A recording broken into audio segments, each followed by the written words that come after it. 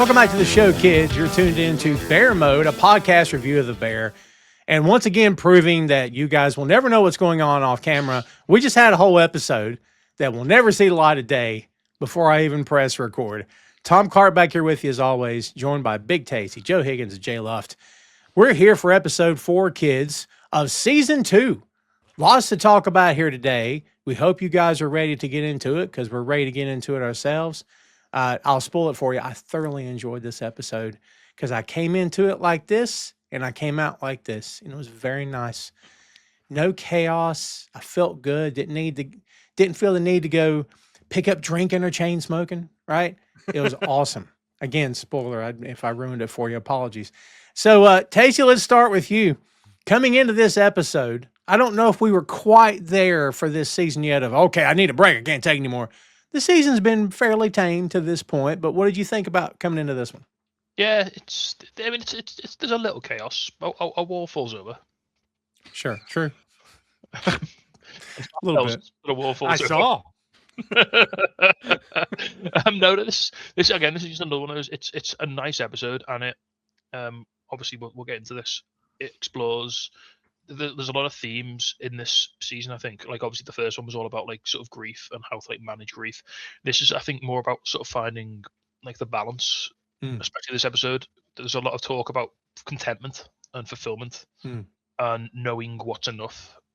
And I think there's a scene later on. This has got some of my favorite dialogue bits of like the entire season. And I think the scenes with Luca and Marcus are fantastic because really we'll talk about Luca because Luca's great. We'll get there.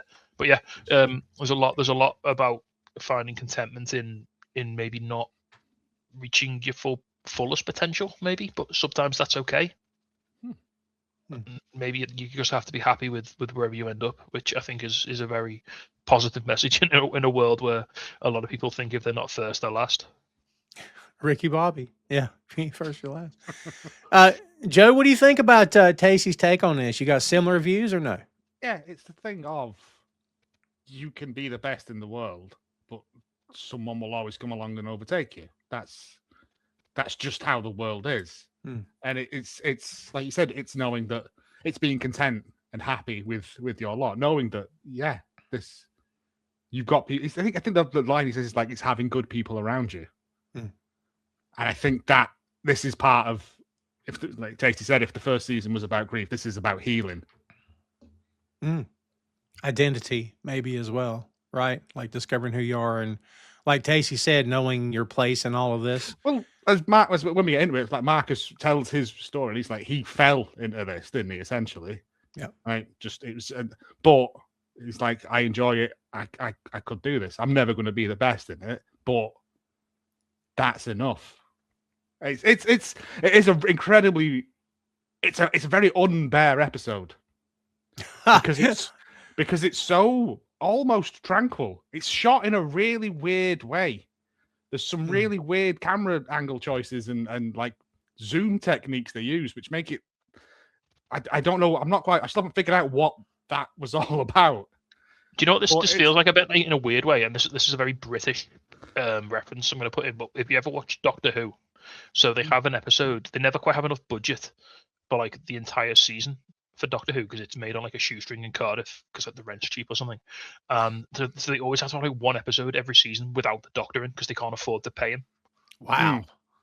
So this is like this is like that episode where they just get a couple of side characters and just go and film them for like half an hour and go and do something else.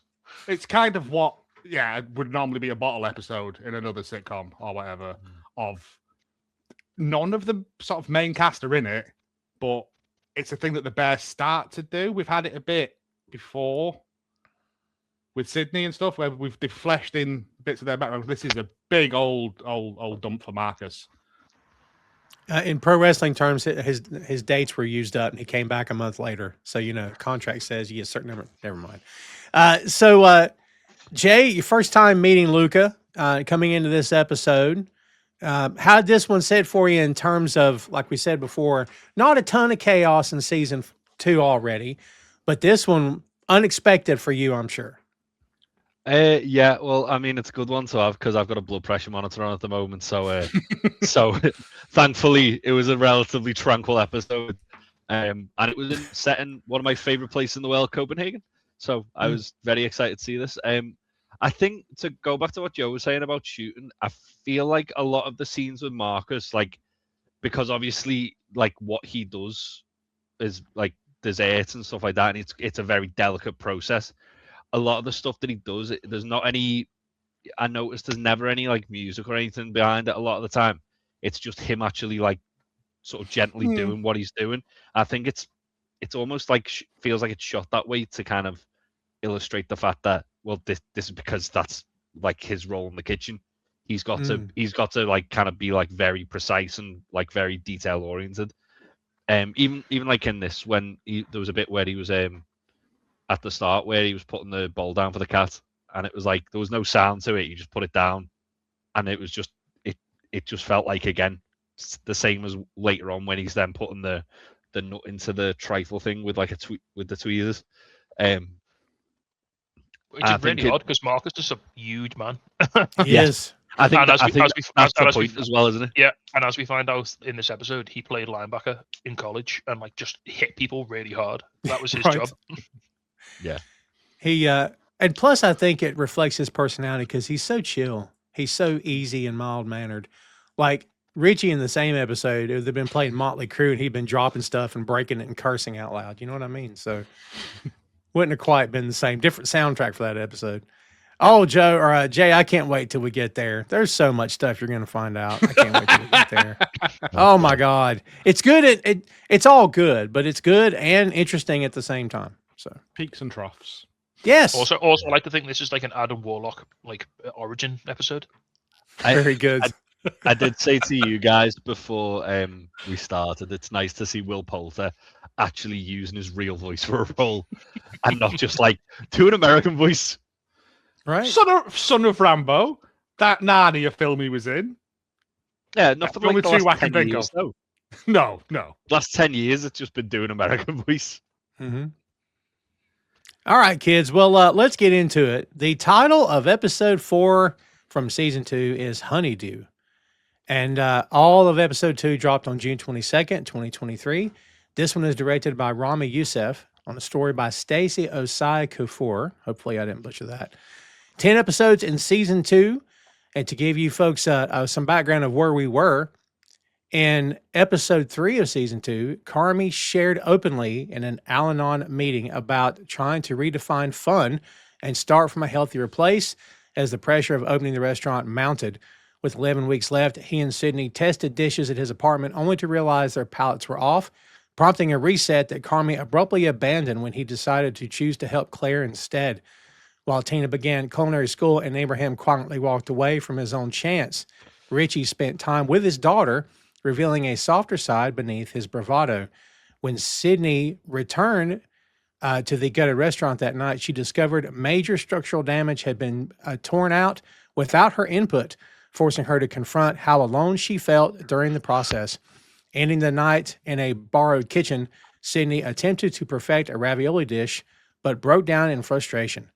And that sets the tone for where we are. By the way, a lot of that we're not even going to circle back to in this episode, but it's okay. Again, this is a really good episode.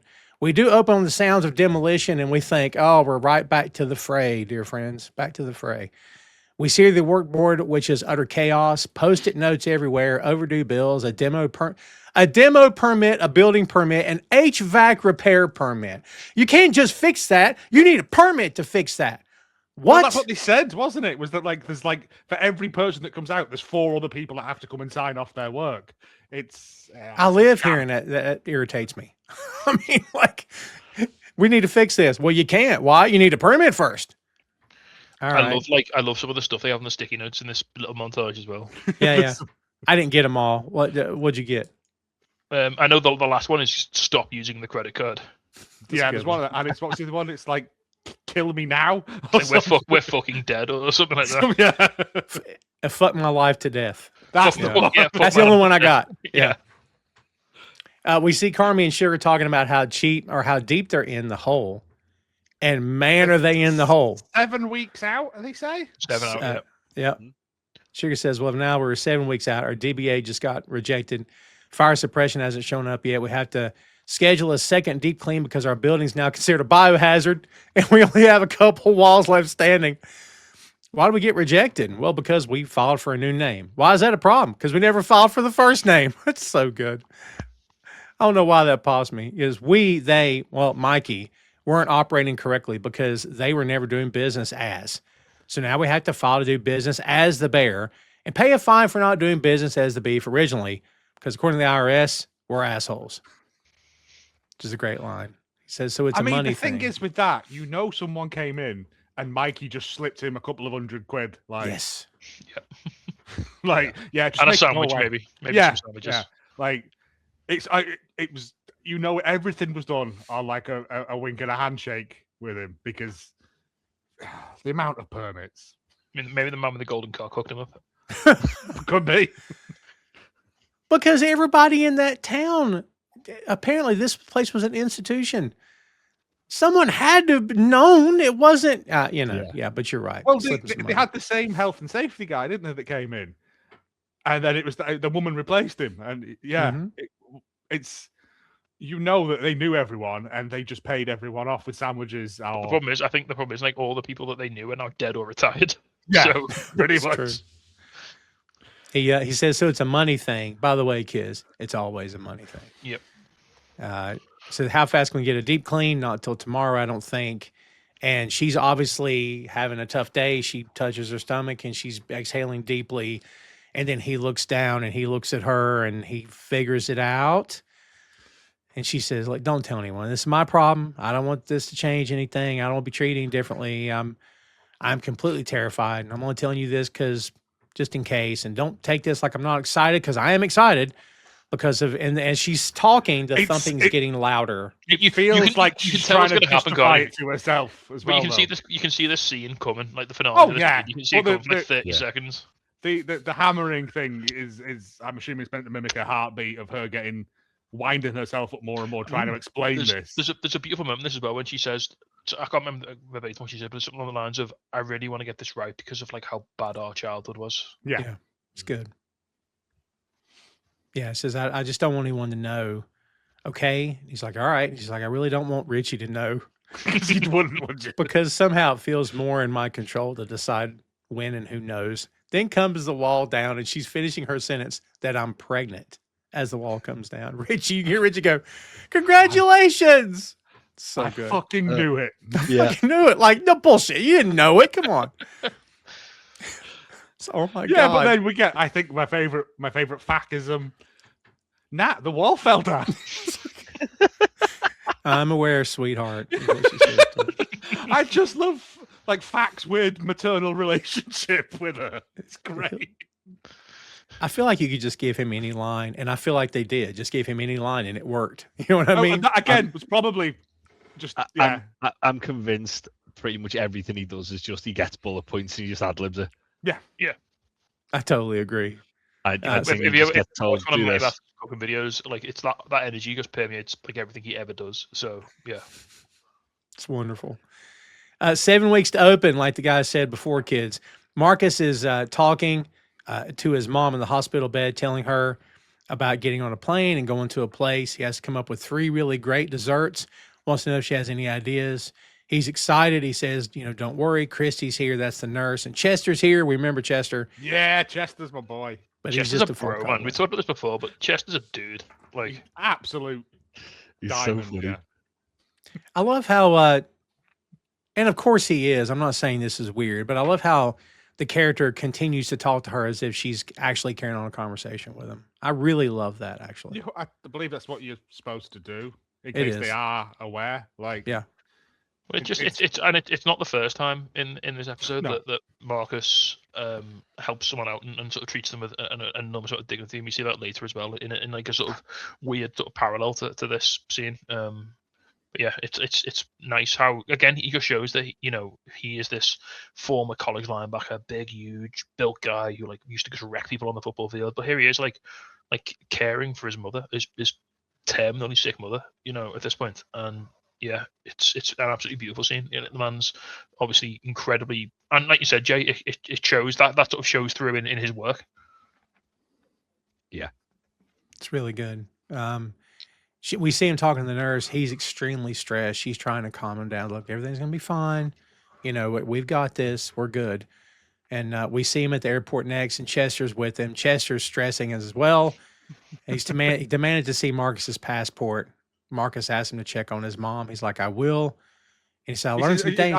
I'm going to pop in every day on the way to work. Don't even worry about it. I've already sorted it. That's He's awesome. Like, he's such a guy. He is.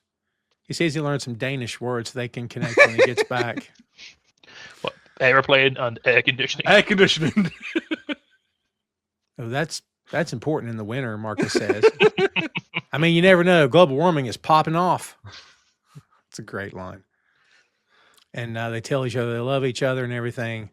I love how he fakes he doesn't know where the passport is, and then of course he pulls it out. So again, they do a really good job of getting the impression that like it's never like expressly, it never goes into the sort of history behind this guy's relationship, like how long have they known each other, what have they been through together.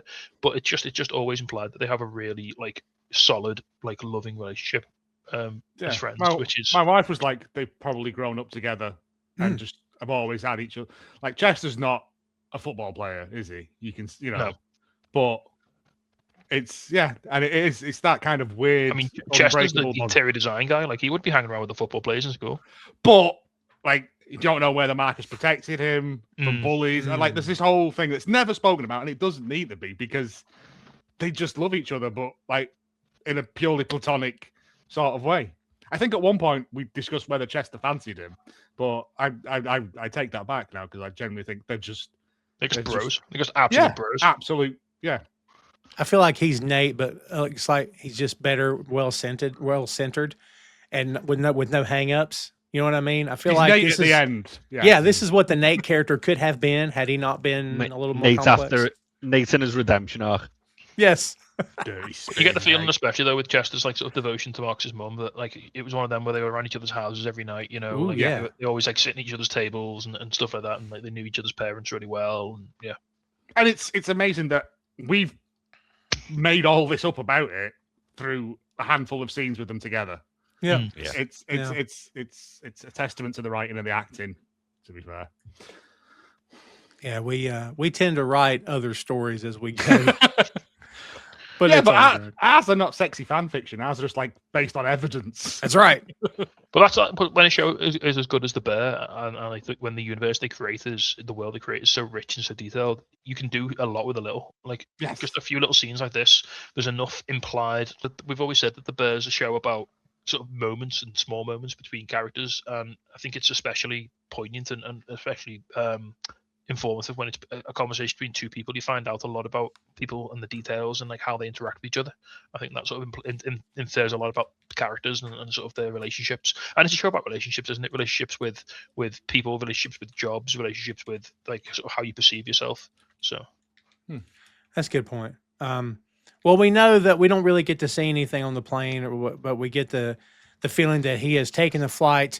We hear Holiday Road by Lindsey Buckingham playing, classic theme from National Lampoon's Vacation.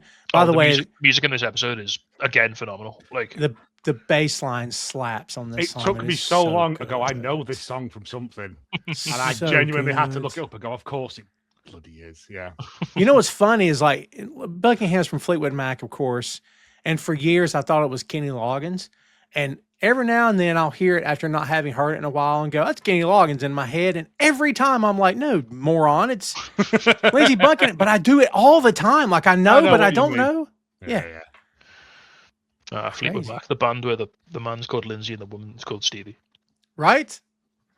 I submit that Fleetwood Mac was also good before those two folks joined the band. But you know what? That's my opinion. So this episode is shot on location in Denmark, kids, in case you didn't know. Don't mention IKEA. Don't mention IKEA. Oh, I forgot all about that. Yeah, I don't like that. What do you say? That's a Swedish thing. It's not Danish. I had to learn that the hard way. Yeah. That's right. I totally missed that. You know, I've never been in an IKEA. There's not one around where I live. You're never not been missing in a thing. Really? Whoa, now. Whoa. You mean you don't like getting lost in a furniture house to shop for an hour and then having some cheap meatballs? Never stray from the path. That's the best I thing. can just get advice I can drunk give. in like a British Heart Foundation store if I want that experience. Yeah, they're just huge warehouses full of furniture that you can't find your way out of. You're supposed to follow a line, and if you deviate from that line, you end up back at the start of it, like snakes and ladders. Like, it's awful place. All the lamps you buy can only use IKEA bulbs with them. Yeah, you can buy candles cheap, but they don't last long. It feels a bit You like a want Greek something fable. big off one of them shelves? Stand there and a man will come. A man never comes. Never It comes. feels a bit like a Greek fable, doesn't it? Like, don't stray from a line, or you will be lost forever. Like, the Minotaur will come and find you. I believe that they based Hansel and Gretel on basically getting stuck in an IKEA. Apparently, apparently the labyrinth in Crete was based on an IKEA warehouse, and the Minotaur If you was just get- a disgruntled employee. Yeah, if you get to That's the the man IKEA, who comes and get the Minotaur. Just the man who comes and gets the thing off the top shelf for you. he never comes. He never comes. You're just sitting there all Scrambling up day. there myself to get a Billy bookcase or whatever the hell it was. Yeah. Tell my wife I love her. You know what I mean? Like, you're never Tell my coming wife I home. said hello. Yeah. Let's see. Got me lost there. So, yeah, he comes in. He has a ride. We get the musical montage of the sights and sounds. It's a beautiful place. I've never been, but is. I'm guessing it's great. Mm. Jay, why Copenhagen for you? Why you love it so much? I went there for a few beer festivals, and it's just a really nice city. It's not too big. It's just like there's loads of like different sort of like areas that have like got like sort of different styles and stuff. But the main thing like that it doesn't even really scratch the surface in this episode, which surprised me, was like the food stuff. There's like so much variety in food there. Mainly like burger places. That was kind of like where I got the best food. But there's so like awesome taco places, awesome barbecue places. I mean pastries, obviously. But I mean, the yeah, first thing you see Marcus doing is getting a hot dog from a street vendor, which is, if anyone's ever been to Scandinavia, that's a huge part of Scandinavian Yeah. culture, is just having really nice hot dogs from street vendors. literally so the train that he would have got from the airport would have took him directly to the station in the center of Copenhagen, and no matter what exit you leave, there will be a guy with like a cart selling just street meat. And Was it'll the be- ketchup on them hot dogs, do you reckon? Ugh. there was mustard and cucumber by the looks of things. No, sorry, just so Richie doesn't lose his shit about it, you know. Well, I think we've established ketchup does not go on hot dogs. I'm not getting this again. But the way they shoot, does not. like throughout this episode, the way they shoot Copenhagen is absolutely stunning. It's almost hauntingly beautiful. Like it's beautifully bleak in like a. It looks abandoned. Yeah. Yeah. I mean, the way that they kind of make it look like Marcus is walking around is he would have had to have gone the longest way possible around to get to where he was going, especially but- from the train station. He's seen all the sights and sounds, but I don't Oh, really yeah. see another person like in the streets or anything. It's just him. No. And I guess that's to show him, the isolation that he's feeling and that kind of thing as well. But And he's also, got a it must houseboat. have been difficult to film. Yeah, I'm not sure how I feel about that. Why have a house when you can have a houseboat? I'm just saying. House good logic. pirates. House pirates. No. Oh my! He's got the roll around dragging it behind him on the cobblestone, so it's making a ruckus. The problem with those roll arounds is that you don't know anything's going wrong until you feel your wrist turning really weirdly, and you realize the whole thing's falling down. You're like, "What's going on?" I hate them so much. I do too. I use it, but it feels necessary, so you don't have to carry it around. But it sucks. You can get the 4-wheel ones now that you kind of just push alongside you, like an oxygen transfusion blood thing. Like It just feels douchey to push it in front of me. I don't know why. it I feel like feels weird. Yeah. I should have a latte. Excuse me, I'm coming through here. Get one of those ride-on ones. You know what? That's probably easier. He checks his phone. He realizes he's arrived at the right place. He's at the boat, like you guys said. He goes in, and it's small, but it's clean, and it's cool, actually. He finds a note that says, "Dear Marcus, attached is the Wi-Fi. Take the trash out, sweep the front walkway, Make sure there's water in the bowl for Coco. Water the plants. Enjoy your stay. Love to CB. And it's signed Marie. And he just says, yes, chef. So that's pretty cool. He says that a lot in this episode. That night, he puts water in the bowl, and then he goes walking. He goes into the kitchen. He goes into a kitchen and is reporting to Luca. We meet him for the first time. This is Will Poulter. As we have said earlier, he's done a variety of things. Maybe his breakout role was in We're the Millers, though I know he was in the Narnia stuff before then. Is that right? There's also a bit of Black Mirror as well. You've seen an episode of Black Mirror, and also the first thing I saw him in was Son of Rambo, which is a brilliant coming-of-age film. Yeah, you should all watch. It's very 80s and very cute. Nice. And plus, the coolest French person in it as well. Sorry. All good. We know he's Adam Warlock in the MCU. Very odd how they've handled that character. We don't have to get into it, but very odd how they handle it. He redeems himself, but yeah. He tells Marcus that they're starting at 5 a.m. Marcus says, yes, chef, and walks out. And at first, you don't know what to make of this guy because he's very straightforward. And he's very soft-spoken, and he's very direct, and he doesn't make any chit-chat. We'll get chit-chat later. But the two are working together. He's teaching Marcus how to plate. It's a painstaking process. Marcus takes a turn. He's kind of screwing it up. Luca tells him to be confident. He asks Marcus if he knows how to make Shiso gelée. And Marcus makes a face. I do. Yes, chef. I'm thinking, you don't know how to make it. And then he immediately Googles it. Yeah, I couldn't even spell it. Well done him for being able to Google it, to be honest. No kidding. He's like, dextrose? What's dextrose? I love when Luca lays the index cards in front of him and he just says, recipe. He doesn't give him shit about it at all. You know what I mean? Yeah. Because he knows. Well, there's a bit later in the episode when he's like, where he kind of like puts him at ease, doesn't he? Where he says something like, watch me do it. Don't try and do it until you feel comfortable doing it from what I've done. Yeah, don't be a hero. Kind of, you just fuck it up, basically. I think him giving him the cards is like, you don't bullshit me. Don't lie to me. You're here to learn. You're here to learn. You're not here to know everything. You're here to learn things. Like asking for help is fine. But then in a scene later as well, he then says, "Have you ever made ice cream before?" He's like, "No." It's like, "All right, let's teach you." Yeah, it's good. I didn't know what ice cream was, but looked good. It did. I googled the shiso as well. It's a Japanese dish, apparently. It's a light, jelly-like preparation made from shiso leaves that delivers a fresh herbal flavor, minty, citrusy, and slightly spicy, used as a garnish or accent in modern and Japanese-inspired dishes. Oh, so that'd be that green stuff he was boiling up and yeah, blending down then. Right, there we go.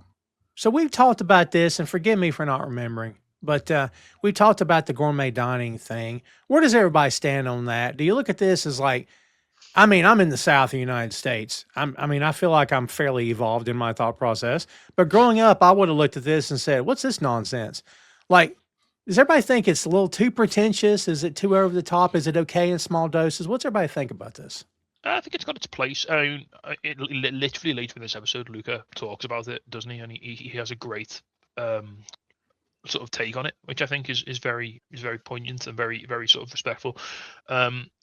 Yeah, I mean, just to sort of so I mean, I'm a man who enjoys a plate of food, put it that way. Like when you know, you can see more food than plate, if that makes sense. But my favorite restaurant in Liverpool, it's a place called Rec. It's a sort of like modern European bistro. It's about 5 minutes walk from me, and their whole thing is it's not fine dining, but they just use very cheap like cuts of meat and like very sort of not pretentious ingredients, but they just cook it very well and with very well thought through ingredients. And that to me is more of the sort of, I'd rather have that than like you have to put the edible flowers at 1 o'clock and, you know, the consomme here, and you have to put the, you know, but I don't know, maybe I'm just a big northern lad who likes big bowls of food.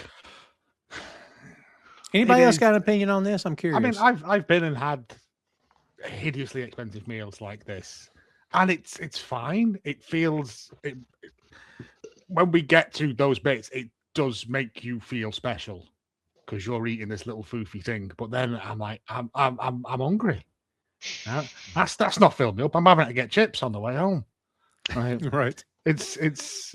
I mean, I was off last week, and me and my wife went and had meals in all of these places and stuff. And some of them it was just cheap and cheerful and banging, and some of it was highfalutin, fancy nonsense.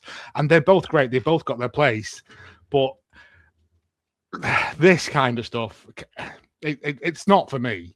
I can see why people like it, but I don't want to do a 27 course tasting menu of little tiny ice cubes made of gnats pubes and stuff like that. It's just See, I can't taste anything. I've got 2 working taste buds. Like I went off my birthday the other week, and we went to Hawksmoor, and so for like the main, I had like a really nice but quite small steak, which was very, very good, very, very good quality, really well cooked, with some chips. But then, so Hawksmoor, you got like a little steak for your main. Like, you can get a bigger one if you want to pay like 100 quid, but you know, for the most part, you get a sort of moderately sized steak. But then for your starter, my starter was 2 Yorkshire puddings, a jug of gravy, and a pot of like shredded beef. So it's like, well, here's your fancy like little bit of meat that's really good quality at the start, and for starters, here's just 2 Yorkshire puddings to have for yourself with some gravy. I mean, that's a dream come true for me. Yeah. It's horses for courses. As a treat, it's fine. But no one's going out to eat this every night, are they? No, you couldn't afford it. I mean, if you can't afford it, good on you. But I can't. Even if you could afford it, you die of malnutrition. But I think also, coming from another point of view, I think it's really important that for people in this industry, there's something like this to aspire to. Sure. Yeah. And it takes, I was going to say, Jay, I'm going to cut you off. It takes a skilled hand, and it's an art form. So anybody that does this for a living, this is no disrespect. We're just trying to understand it. What do you think, Jay? Yeah, I think that as you say, it is an art form. It's stuff that, like, even later in the episode when they're talking about it, and Marcus asks, "Did you train to do this?" And he was like, "No, I just kind of picked it up as I went along, and turned out I got really good at it." And it's one of those things that it does take so much time to kind of perfect. That it is something, as Ben said, it's something to aspire to. Because if you've seen like, obviously you've seen like documentaries about Michelin star kitchens and like the sort of the pressure that the chefs put themselves under. 90% of the people in that dining room aren't as exacting as the chefs are. The chefs are putting themselves under that pressure because they want to show that they're the best. Have you watched the menu?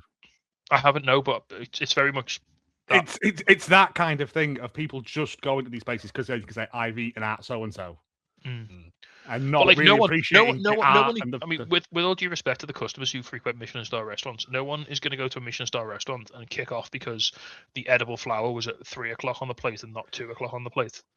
But that's your art. That's, you know. It's only the chef who's going to know that and is going to beat themselves up over it. It's the chef doing it to prove that they can do it, almost, which is fine. That's that's a perfectly valid reason to do something. But yeah, as you say, that it's not like say for example, if we went and we ordered it, we wouldn't know any different, that it's meant to uniformly look like that. Where's my tower of soup? That's very nice. It's not like, for example, the other week I ordered a burger from a place near mine, and first of all I ordered a beef burger, and I received 4 chicken burgers. Alrighty. And this is press the thing. Them together.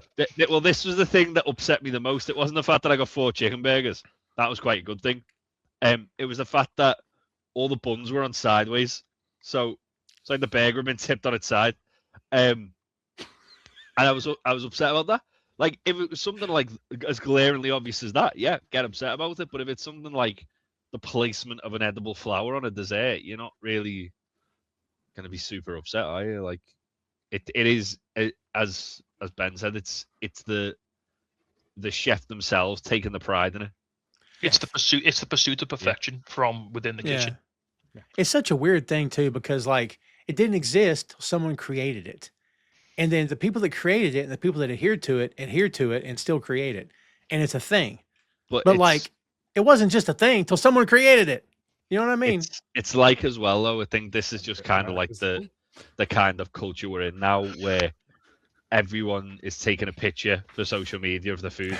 Yeah. Like, even to the point where everything Marcus makes in this episode he's taken a picture to send to show his mum. Yeah, but that doesn't have to be Michelin star. I can go get a Oh, 10-pound chicken burger from down the road, which people put on Instagram. You know what I mean? Yeah, no, but I think that's the thing where like with the sort of uniformity of it, of like the actual like Michelin star stuff is. Yeah, but no Marcus one's has gonna know. made this. No one's gonna know if that flour. No, like when at the start when Luca's showing him how to put the little sliced nuts into the into the little like foam, no one's gonna notice if one of them's like slightly that way. No one's gonna kick off. Some arsehole food critic will. I agree totally. I totally agree with that. Yeah. The Michelin star thing is a sham. Do you ever think like if aliens turned up and you had to explain this to them, like the world's doomed, isn't it? But again, I think it's more like they want every single time someone takes a picture of that dish, it to look the same. Yeah, but that's only that's the pressure that the chefs are putting on themselves. Yeah, that's what I mean. Though it's like they want it to be uniform. They don't want it to. They don't want it to look like it's been. The customers aren't demanding that perfection. The chefs are demanding that perfection. Absolutely. There is a tipping point where it becomes an insane pursuit of perfection that you can never achieve. That's very true. I mean, I've never been to a Michelin star like restaurant or anything like that, and I've never had a piece of. I've come close-ish. I've had like nice meals at places like the place I mentioned before. But when my food comes out, I don't go up to everyone else's table and be like, "Can I just compare mine to yours? Can I just need to get this like my tape measure out to make sure. How many chips have you got? Because I've only got 7. I need to make sure these carrots are exactly 3 inches away from everything else. I got a protractor here. I got a compass and a protractor. We're going to measure everything out. So anybody 20 years of age and younger, I have no idea what those tools are. But it's okay. Marcus is making the stuff. He's asking the right questions, which is key. I think that's why Luca likes him. And eventually you can see that he likes him because he's asking questions and he's paying attention. And when he screws up, he does not screw up later, which of course is a big thing. There's definitely an art form to this, as we said before, and he's trying to understand what he's making, what it's paired with, how it tastes.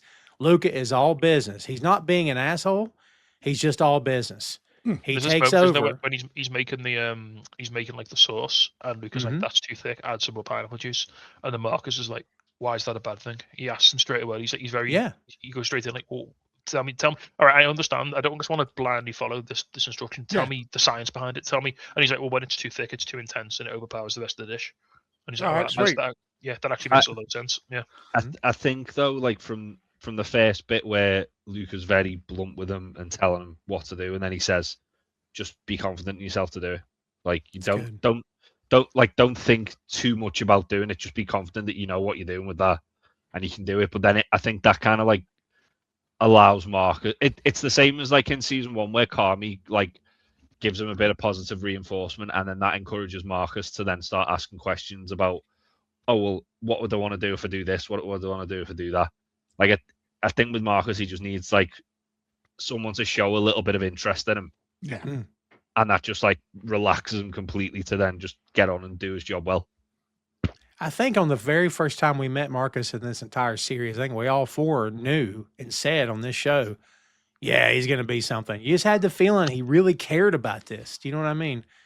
Whereas nobody else did except Sydney and Carm. He cared. Like you could see it a mile away. And the others had to kind of You can't teach that. You can't teach someone caring about something. Like, it's true. That's what Carmy sees him in the first season. It's like, this guy gives a damn. Like, Carmy said to him, he said, put a bain marie in the bottom of the thing. It'll help with the bread. Why? Carmy tells him, all right, yeah, that's it. It's the vision, the image of Carmy eating that dessert off the floor. Was it a donut he ate off the floor? Yeah. That look he has where it's like, oh my God, this is freaking amazing. Like you could just tell. And we went up from there. We hear I've Been Loving You for Too Long by the great Otis Redding. And it's the next day and Marcus is out walking. Then we flip back to the States. Sydney's interviewing people. That doesn't last long, but it's really fun. Because she lists 3. I love the first one. It's like interviewing for a hospitality job. Oh yeah, I can't work Fridays. Can't work Fridays. Yeah. It's like, bye. See ya. Yeah. Can't use you. And she only hires 1 out of the 3. And he's very stoked to get the job. You could tell. You know, and the second guy, when do I get to speak to the chef? Right. Chef. Yeah. Oh. He's like, oh. It's the way though she says to the other guy, I need you to be all in on this, and he goes head, and she's like, all right, yeah, it's Yeah, like, he gets it. He knows. He gets it. Yeah. And I'm sure that guy's gonna be absolutely fine. It's nothing's gonna go weird with that later. No, course not not. on this show. Absolutely not. No, everything mean, works out. It doesn't look like he's killed someone before him. Turns No. out he's 3 little people in a chef's jacket. I fucking knew it. Is he 3 kids stood on each other's shoulders pretending to be an adult? Ah, the little That's the weird thing. the little rascals references. I love that they're still in the ether. I love that they're still out there. That's great. Back to Denmark, Luca is talking and he asked him if he's made ice cream. This is the ice cream convo you guys referenced earlier. And he says no, but he wants to make it. These scenes are so tranquil. They're peaceful. Such great change from what we're used to. As we said when we kicked the show off, Marcus is attempting to play it up again. And once again, he's screwing it up. So you kind of see, it's the first time in this episode I felt he was really getting frustrated with himself. Not with Luca, but with himself. So when he's trying to do the quenelle at the end, and he's like, and he does it, and he's like, "No, do it again." And he's like, tries again. He's like, "No, that's worse." That's worse. Yeah. It's very again. Like, yeah, it's if he had a swagger stick, he'd be hitting him with it at that point. Yeah. But one thing that you see, and it's sort of like very softly implied, is the difference in the sort of the level of patience and how gentle Luca is as a mentor, as opposed to how Joel McHale was to Carmy. Yes. Yeah. True. Yeah. Which I think, assume is why Carmy sent him there. Yeah. Well, Luca, like it seems, even though he seems very direct, he seems like very like sort of patient with him. Like he doesn't make him feel stupid for making a mistake. He just says, "No, you've not done it right. Do it again. Yeah. That's Yeah. worse. Do it again." I love the way he does, like when Luca does his quenelle as well. He does like the little wrist flick, and then he gets it on, and then he warms it on his hand for like a second just to help it release. And like, oh, the little bits of attention to detail, like oh. Yeah, he calls to talk to his mom and is telling her all about his trip as if she's, and you just imagine the nurse is holding the phone up to her ear. I imagine is what's happening, and telling her what he's working on. And he sends Chrissy a pic of what he's working on so she can show her. There's a moment And, where he doesn't just say something like, "Oh, I just want you to hear this." Or something. Yeah, That's why you I hear wish my you were voice. here. Yeah, so good, man, so good. Back in the kitchen, Luca is telling him to watch what he does. Don't be a hero, as you guys said. Don't F it up. He's working very meticulously. Marcus comments, it's like operation. And Luca immediately goes, that makes the butt. I thought that was such a nice touch. I think that's the thing of, all right, I'm going to teach you everything I know. Like we're pals now. Yeah. It humanized him, right? Yeah. Yeah. He tastes it and he says, it kind of tastes like, Luca says, a minty Snickers bar. It's like, that's it, a minty Snickers bar. I'm not sure how I feel about that. I don't know.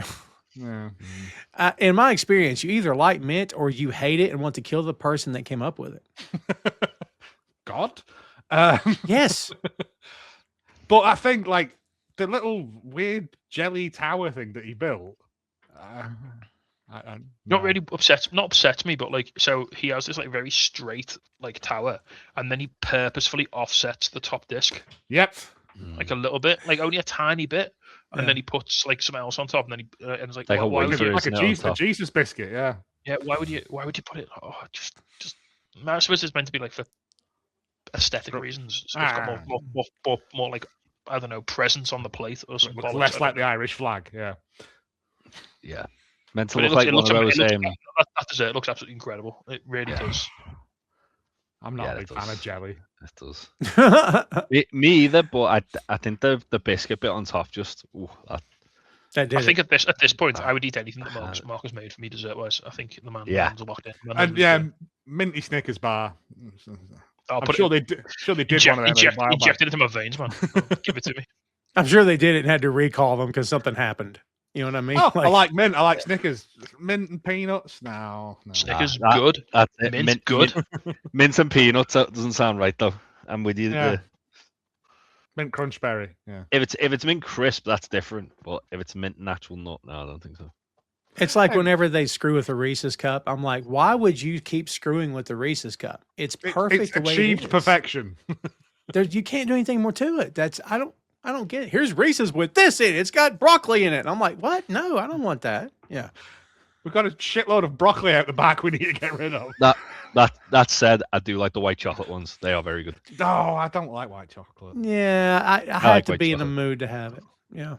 It's too sweet. Marcus goes into a bakery and takes some stuff back to his boat. A lot of stuff, actually. He's Man, taking things man apart. buys the place out. He does. To be He's fair, taking it things all looks apart. banging, though. Yeah. It's like Working have they- backwards. Have they rolled this? Mm. And Yeah. in his book, he's like writing notes down. And it's like baked/fried ? You know, blah blah this, and like great. he's like reverse engineering like all of these different like pastries. And Jay, obviously you've been to Scandinavia. Like their pastry game is man. on point. Well, as I said to you guys in the group chat, I'm sad they didn't show kiosk, which was just like, I don't know why they would, because, but then also it's kind of like, it for me it was the most like sort of, it kind of embodied like my experience in Denmark the most when I was there, where we were basically staying in like an apartment. It was up one of the cobbled streets that you see him walking down. It was like up like not that exact one, but it was up like a road like that. So when you come down the hill, you ended up on this road, and it was basically it was more or less pedestrianized. So it had like a big like almost like a park in the middle of it. It was quite wide, and on this corner there was this place called Kiosk, and it was just like a little news agent, but it had pastries they made fresh. They always had a food vendor outside. So the day we went, it was just like there's some guy barbecuing like barbecuing chicken, or basically just doing chicken burgers there on the street. It was awesome. But Jesus Christ, the pastries like from there were unreal. It's worth pointing out as well. I don't think it's expressly said, although it's shown. So the restaurant that Marcus is starting in is heavily implied to be Noma. Which, yeah, because he walks to it, doesn't he, at one point?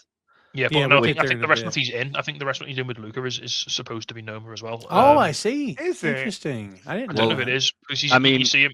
Well, he certainly visits there because he goes into like the greenhouse and looks at all like the Yeah. produce that they're growing and stuff like that.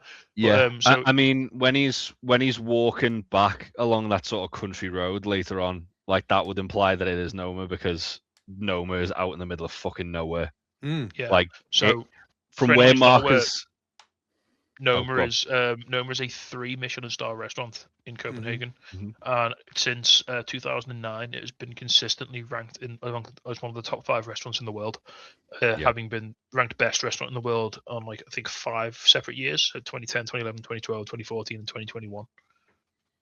Yeah, we get there eventually, but yeah, it's very cool. Like, I'm not going there. I looked up their website, and the wait's probably like a year or something. 'Cause yeah. you have to book reservations. And then the chef will just kill us. So when I like from where Marcus is staying, or around that area anyway, from where I could kind of glean where it was, we actually did like that walk from like central Copenhagen to like where that was, and it took us about 2.5 hours. Wow. Wow. So yeah, it's about 45 minutes on a bus, because it's like literally the other side of the river from where he's staying. So and the only way over, other than like a water taxi, which isn't very frequent, is just walking it round. So and with him looking like he's walking, so either Marcus is a very fast walker, or he's having a very long walk to work every morning and night. We Fat calls him kids. We get Fat back on the TV. He's like, Brookson, how good is Copenhagen? He's like, dude, it's so sick out here. I'm living on a boat. And they're FaceTiming, right? And Richie's like, what up, Brooks? Fack, ask him. And they start talking about the fire suppression test. Like, the guy's When here was right the last now. time you had this done? I don't think we've ever had it done. Never. And Richie's like, no secrets, no alliance shit. That's a callback. We're best friends. We can tell secrets. Marcus is like, we're going to tell secrets. That's what we do. Like, he's right there with him. Oh, Richie's like, no secrets. Like, fact, if this glove pops, we can't turn the gas on. The Carmen's literally going to go full loose boots on us. I never heard it put that way. That's good. No, I like the term loose boots. I do might too. start using that, yeah. Richie says it's not going to pop. Fact says it's going to pop. It's not going to pop. It's going to pop. Marcus says that's going to pop. He says it's not going to pop. Look, it's popping. It popped. It popped. He's like yelling. He's very irritated. And the call drops. And Marcus is like, well, no, all right, well, talk to you later. That quick. I've never been in an environment where I've seen that happen. A fire is that can't be the fire suppression test. I'm sure it's a fire suppression test. Is it? I don't know. Oh, I don't think I've no idea. I don't think we have them here. Like, and nowhere I've ever worked had anything that, like, if it's something caught fire, it sprays foam on it or something. I don't know. It does, yeah. No, I don't think that's the thing. It might be, maybe now you have to, but back when I was, so I think the issue they're having was bigger like places would. There has to be like a non-escape of gas or something, because like the issue is that the glove is filling up with something and it's going to explode, and that's going to be a fail. We when I worked in the grocery business, they had installed a grill in the market I was working in, and the grill has to have a hood so you can properly ventilate it, and they put in the fire suppression thing. And when the guy puts it in, he's like, see this switch? Don't ever pull this switch. He's like, if you accidentally pull this switch, the cleanup is atrocious. He's like, the mess it makes is insane because it all comes down like bloosh. But now I'm going to want to pull that switch. Well, if it's on fire and you don't have a choice. He was saying, don't accidentally pull the switch. It's like Father Dougal on the plane. But the way they reset, press the button. The switch was like set back into it. You would have to physically grab the ring, pull it, turn it. You'd have to put effort into it. You couldn't just bump into it accidentally. I'm thinking, was there a time where you could just bump into it accidentally and go blam? It just goes everywhere. So it apparently makes a huge, massive mess. Back to silence again on the boat. Marcus is cleaning up. He hits the cat bowl like you guys said. Right? He's like, I don't think there is a fucking cat. Right. Okay, guys. Now here is I've got a little bit of Google through on. So there's a lot of theories about whether or not the restaurant that Marcus is in is Noma or not. However, okay.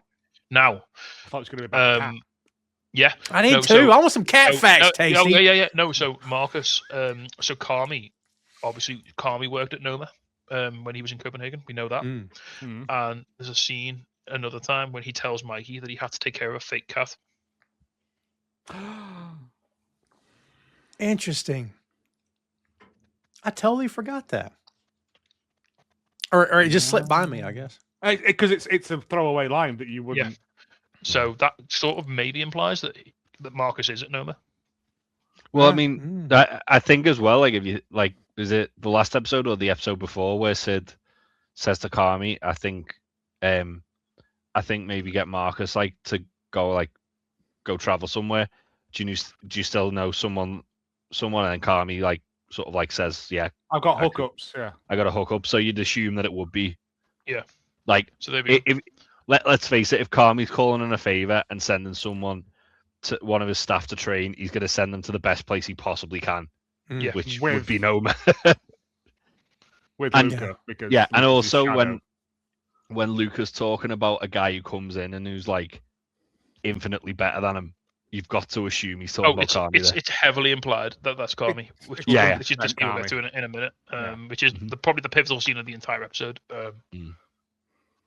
Yeah, the next day when we're there, Marcus and Luca are finally getting to know each other. We learn about Luca, who didn't go to school for this. As we said, he tried to skip out on a check. They made him come in and wash the dishes, and he loved it. And apparently, he had been pursuing it ever since. He asked Marcus what he about him. He's like, I needed a job. There's a lot of other jobs. That's a good line. I worked at the phone company for like 5 years, and then McDonald's. I love that they put that in. They didn't back down from it. Because it feels like a real person story. Do you know what I mean? That he didn't say I worked in fast food. He specifically names McDonald's. I kind of like Job's that. a job, mate. Yep. Yeah. And Lucas says, out of high school? He says, yeah. He said, I played Division III football in college. It's like, oh, shit, what position were you? Outside linebacker. And then as a British person, what's that? Yeah, right? Because he asked him, what is that? Yeah. Lucas says, and you loved it. And he's like, yeah, I loved it. He said it paid for school, but nowhere to really go afterward. And 4 years ago, his mom got sick. So we don't know. We assume it's only been a couple of 2-3 months since she's been in this spot that she's in now. I don't know. Well, he asked him, and he said, like, how'd she do it? And he's like, well, they said she had a few years, and like, that was 4 years ago. So it's Yeah. he doesn't say it, but it kind of hangs in the air that like she's getting towards the end now. This is like nitty gritty. Yeah, it's implied, isn't it, that like he thinks it's going to be sooner rather than later. And I think that was a lot of his anxiety about going away, was he doesn't want to not be there when she passes. Yeah. Also, those medical bills must be killing him then, because it's America. Yeah. Well, I mean, there's something that happens in the next bit that kind of like shows the character of Marcus for me, where as well, where he says he'd go the beef for a sandwich, and he decided, I'm going to learn how to bake. Taught himself how to make bread, and then well, what was it? There was a guy who worked there who was he was says the brilliant, owner. but The owner was brilliant, but he was a lunatic. He was a lunatic. Yeah, out of his fucking mind. yeah, and it's good. But that speak, yeah, like you said, speaks to Marcus's his personality of I want to be a part of this. But then there's that incredible like little monologue from Luca where he talks about, and again it's implied that it's Carmy. So he said like me and this other chef both started this restaurant, and like he thought they were in competition with each other, and then all of a sudden he realized, no, this guy's better than I'm ever going to be. Like I can never compete with this guy. So he said, all right, I'll just try and keep up with him. And that made him a better chef, and it taught him how to like surpass what he thought were his limitations. But then he said, almost like he talks about there being almost like a tranquility and a peace from not trying to be the best anymore, and knowing that he's not going to be the best, and like sort of finding his place, which I think is really in a world where, as I said earlier, in a world where everyone's taught you've got to push yourself and push yourself and push yourself, and you've got to work harder and you've got to work longer, and it's nice to just get to a point where you're like, no, this is fine. Like, this is enough. I've done really well here. He says, so you're like Pippen. He goes, who's Pippen? Scottie Pippen. He was like that with Michael Jordan. Who's Michael Jordan? And Marcus says, fucker, I know you know who Michael Jordan is. He's like, yeah, we've heard of him in London.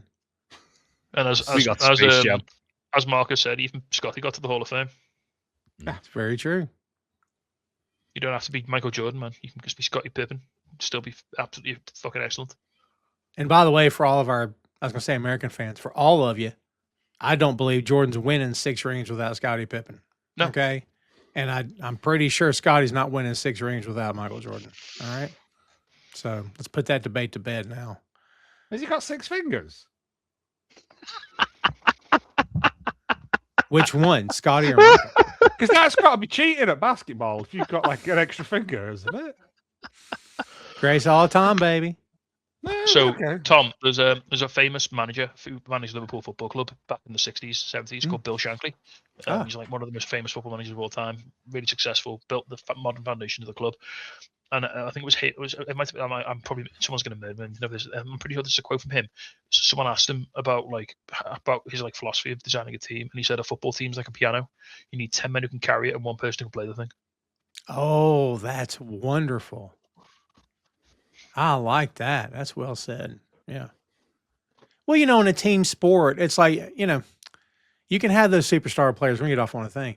You can have those superstar players who can take over the game, right? But like, you're not winning without everybody buying in. If everybody's not supporting that guy, and that guy, as we know with Jamie Tartt, you got to pass the ball, son, right? Pass the ball. That's when you start winning the game, right? I like that quote. That's awesome. He says, but he was a Hall of Famer, though, number 33. Luca says, honored. He said, I think at a certain stage it becomes less about skill and it's more about being open. He says, to the world, to yourself, to other people, most of the incredible things that I've eaten haven't been because the skill level is exceptionally high or those loads of mad fancy techniques. It's because it's been really inspired.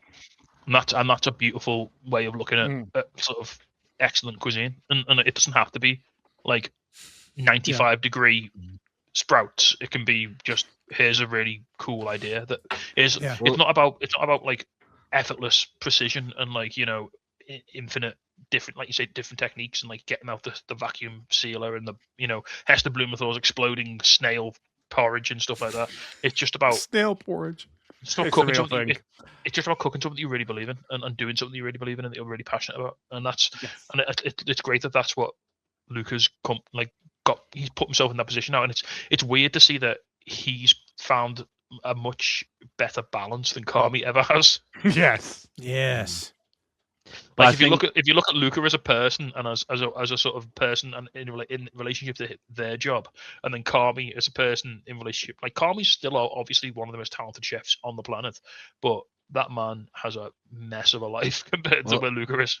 I think the thing is with Luca is he's accepted like I can be the best at this specific thing, as opposed to being the all-time best. Whereas with Carmy, he wants to be the best chef there is. He wants to, like, basically fill Mikey's shoes. He wants to make his family proud. He wants to keep the place running, but in his own vision. Like he's trying to spin so many plates, whereas Luca's kind of gone, I'm really good at doing this. Yeah. I don't need to be better at anything else. I'm quite happy with being the best at this. It's being happy with your lot. It's coming to terms with this is it. This is it. Where like you said, Carmy's spreading himself too thin. He's trying to keep too many balls in the air, and you can only do that for so long before your brain explodes. Even then, when Marcus says to him like, "So are you content with where you're at?" He goes, "Ask me tomorrow." Ask me tomorrow. It's a great line. Like a good answer. He's like, he's just taking it as it comes, but also he's like, well, I'm really good at this. I don't need to be a jack of all trades. Yeah. Talk about the soundtrack being awesome. We hear Tezeta by Mulatu Astatki, and the album is called From the Story of Ethio Jazz 65 to 75. This is a great album, guys and kids. Put this on your Apple Music, put this on your Spotify. It is wonderful. It is so good. Because of this episode in particular, I started listening to this stuff, and it's awesome. Really good. We get another montage of Marcus walking. This is beautiful scenery. He goes into a diner and has a massive chicken sandwich. I'm like, that looks so freaking good. That looked incredible. God almighty. That's not Chick-fil-A, I'm telling you. I was watching something today, and some guy in it saying, like, I just don't like sandwiches. And I'm like, get out. You just never had a good sandwich. Yeah. How can you not like sandwiches? My God. John Moxley's right, man. The sandwich is not awful. Yes, absolutely. Yeah. Only thing I wouldn't have had on the sandwiches was the pickles, but everything else. I'd have had them for you. It's fine. It's what I do. I love pickles. Got to be sour, not sweet. Sweet pickles are of the devil. Just saying. Another montage of Marcus walking. Beautiful scenery, as we said. He goes into a diner, has the sandwich, and then we see it's a farmer's market. You guys referenced it before. The sign says Noma. I think Tacey gave us all the facts on that thing earlier. It comes from two Danish words, Nordisk and mad, for Nordic food. You think to be something? It was going to be from gnome and something more poetic, but that's not. Gnome and mother. Mother. like tiny mums. Tiny moms. That would be wonderful. So the place that Marcus got the fried chicken from as well was a place in Denmark called Poulet. Nice. Yeah, it's got pretty good reviews. I'm just looking at the menu of it now and getting the very self. Gotta stop. It's almost dinner time. How much the flight to Denmark? Should we go tomorrow? Tomorrow? Check the prices, Jay. So it's in a completely different district to like where Marcus is. It is though tasty right by the McKellar bar, so it's Oh, fair. He's starting work at 5 a.m. He's finishing at 1. The rest of the day is his own. Annoyingly, where it is round the corner from like my favorite bar in Denmark. And I've never been, but I will go next time I go.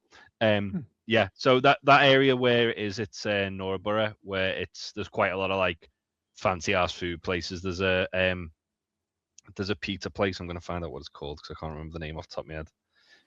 Called Based. So Baest. And it's like regarded one of the best pizza places in the world. It's very good. Wow. Yeah, God, I'm so hungry. I mean, how good can pizza get? Shut up. You have no idea. Yeah, Joe, this is fucking incredible. To be fair, I had it and was like, yeah, that's really fucking good. From a man who eats Chicago town pizzas out the microwave, I have no opinion on this. Doesn't even cook them, just puts it in and then takes it off frozen. It's half frozen. It's fine. Savory lolly. It's fine. It eats, doesn't it? It eats, doesn't it? It's fine. Lasts longer if you just suck on them. Scrape the schmutz off there. It'll be fine. The frost in my stomach. Next bit is where he finds the guy on the ground. For whatever reason, I didn't get the information who this actor was. Is this anybody that maybe is connected to the crew? Is or an acclaimed Danish journalist and food critic, Martin Kongstad. I figured it was somebody. Yeah. That's nice. I like the fact he's just laying there going, help. Help me. That's it. Like- That's it. Like not screaming or anything. Just like, yeah. They're so I polite, mean- the Danish. It is probably like the cyclists there are fucking lunatics. They are. Like they have right away and they'll let you know about it. Like all you'll hear is bike bells. There's a cycle lane that's like kind of between the footpath and the road. And you've got to cross it to then get to like another footpath to then get to the road. And whenever you're crossing, if you're not quick enough, you'll just hear like the bells and they'll end up fucking wiping you out. But a lot of them as well will just go like to bars or pubs or whatever and then cycle home pretty drunk. So this doesn't surprise me that he's found like this. That's I'm intrigued good. as to how he's done it because he must have come in there at sort of fair lick of speed. No The way kidding. To that- knock that that's whole thing fallen on down? him. Yeah. I mean, it looks like he's probably come down the hill that Marcus is walking down. Yeah, could be. I noticed that Marcus is dropping the F-bomb a lot as he's helping him up. Yeah. Which is fine. But he's like, oh, fuck. Oh, fuck. Oh, don't fuck. Oh, you fucking okay? Like, And just apologizing to him. Well, he tries to move the thing on top of him and just like smashes it into his head. Yeah. first time I saw this episode ever, I legit thought he was going to get mugged. I thought somebody was waiting for him around the corner. Because he drops his bag and I thought Yes. someone's going to have him off here. Yeah. I'm so glad they there's didn't do There's no that. crime in Scandinavia, mate. Don't worry. Oh, there you go. See, that's good to Denmark's know. not even real. Well, that's good too. They made it look pretty darn believable. I'll say that for him.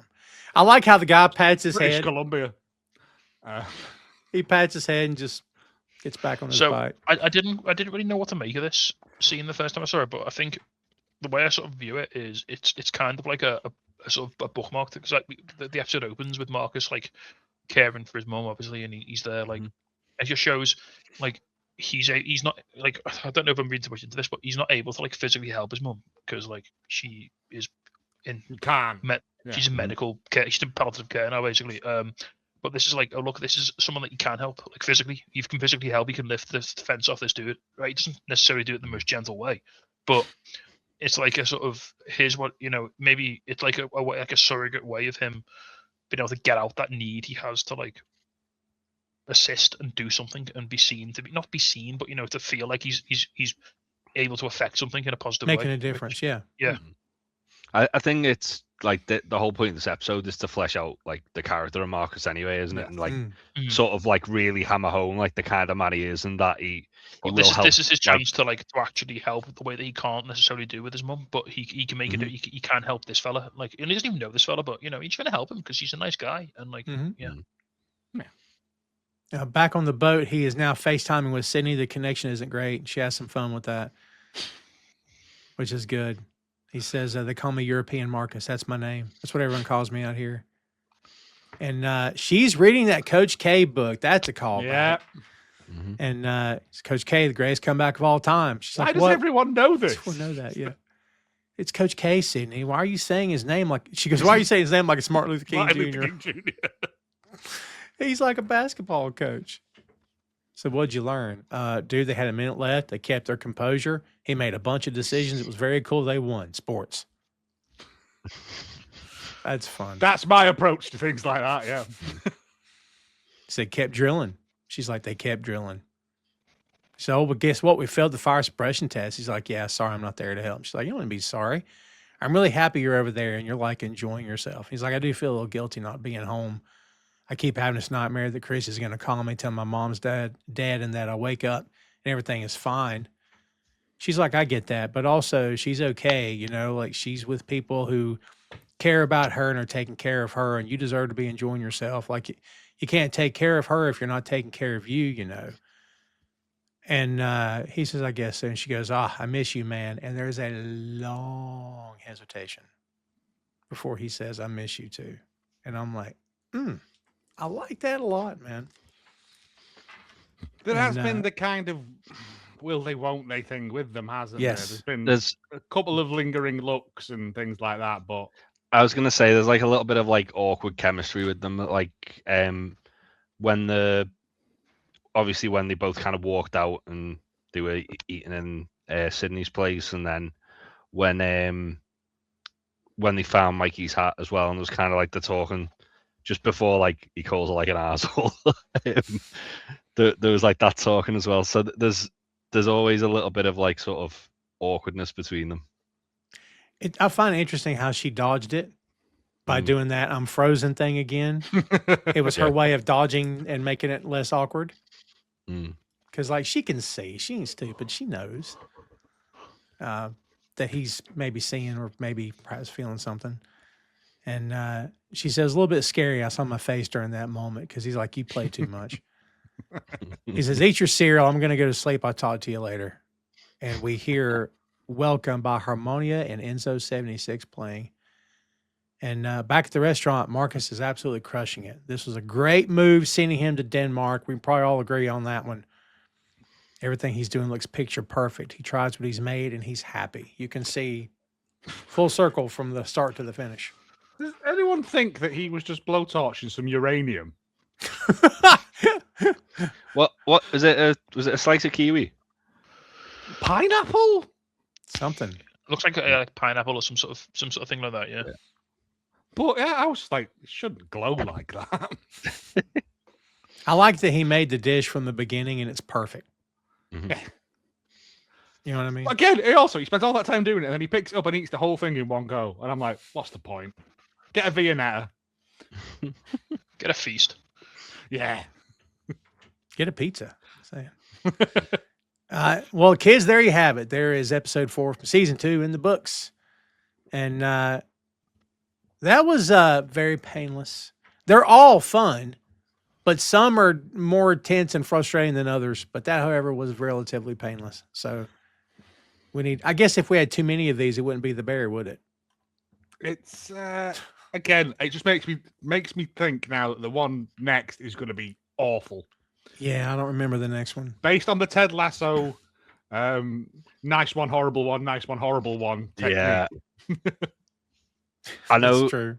I know we're 2 away from Fishers because oh God, I had to go into the episode list to find which episode I was up to before. I'm gonna tell you something, Jay. I know we've hyped this thing up. Maybe I am so anxious about that, buddy.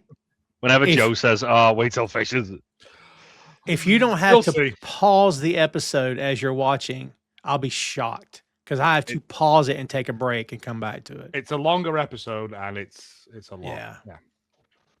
It's a lot. Great. Yeah, it's great. Yeah. It's a lot. All right, guys, let's get final thoughts on this. Big Tasty, let's start with you. What do you think about final thoughts coming out of this episode? Yeah, just I mean, I really want to go to Copenhagen. That's my takeaway from this episode. Yeah, because Marcus makes it look like I'd have a bloody good time. No, it's a great episode. It's again, it finds all the purpose in the quiet little moments and the interactions between people. And Luca is just a delight, isn't he? Will Poulter is phenomenal in this. I think he was rightly lauded for it when this episode came out. He absolutely smashes his little cameo here. So apparently, even though this was a one and done, he's only in this one episode initially. He actually spent weeks in restaurants in London, like preparing for this role, because he's an absolute ledge. Well, he begged to be on it. He said, "I'm a huge fan. Can I be in it? I'll do like whatever." And they went, "Yeah, here's a bit." And then he went, "Right, I'm off to learn how to be a chef." It's only one episode.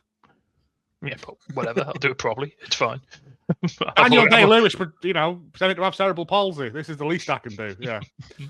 But yeah, it's another one of the episodes where like it shows the bear doesn't need to be all screaming and bluster and chaos and shouting to give us really great moments and really great characters. Yeah, I agree. Joe, what do you think? Yeah, it's one of those background episodes that they do drop them in, but it's like you said, it's the story and the quietness. It's you don't, and that's what the bear does very well, is that it can say so much with nothing. And there's, you can probably count the amount of dialogue in this episode on two hands. It's more showing you, and it's a beautiful episode. It's I think it's one of the highest rated ones of this season I wouldn't be surprised. because it's so different from anything we've seen so far from this show. And what's Carmy's screen time? This like 90 seconds. The starting bit, innit? Yeah. Richie's got maybe 10 seconds. You know. Yeah. But it's giving you those background characters who are important. We know they're important, but just filling in the blanks a little bit. When's the Chester episode? That's all I know. Shout out to Lionel Boy, says Marcus, who crushed it. Jay, what do you think?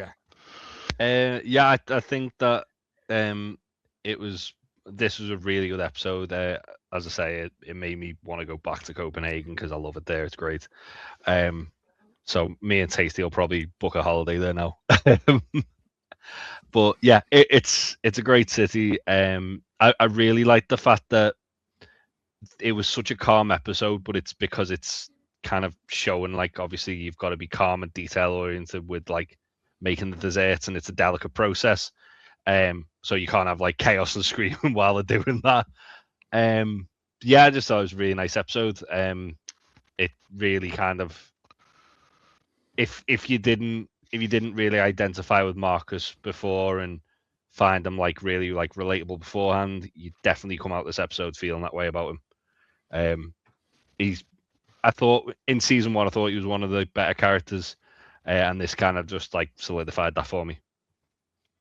Yeah. I feel like we all saw in season 1 that there was something special about this guy from the first time we laid eyes on him. And we get maybe not the full delivery of Marcus, but it's pretty darn a great step in the right direction with this character. It's really good. So there you have it, kids. Hope you enjoyed this one. And lots more fun stuff to come. We'll be tackling episode 5. You'll see that one coming out next week. So everybody And it's be all patient. super chill from here on in for the rest of the season. It's fine. We've been joking about that fishes episode. There's nothing to happen. They invest in a pedalo company. They just go and buy some lovely fish from the pet store. Yeah. They have some trout, salmon. It's fine. Koi. They meet fish from Marillion. Yeah. It's great. I don't believe you. I wish we'd never prepared him, kind of, and just let him I experience know, it, but you know what I mean? I feel that you should be braced at least. Like Praise I the wasn't. impact. I think it's like a roller coaster. I think sometimes seeing the drop is worse than not seeing the drop before you go in. You know what I mean? That's true. That's very true. Oh my God. That's why Oh, Tom doesn't do gosh. roller coasters. So there you go, kids. Again, we appreciate you as always for following the podcast and checking us out on Boink Studios on YouTube. And thanks for sharing the show wherever you go. And please be sure to follow us on YouTube as well as all social media, and share this episode with your friends. Tune in next week for episode 5 as we go along, roll right along here in season 2 of The Bear. So stay tuned for a lot more. But for Big Tasty, for Joe and Jay, I'm Tom. We'll see you next time, kids.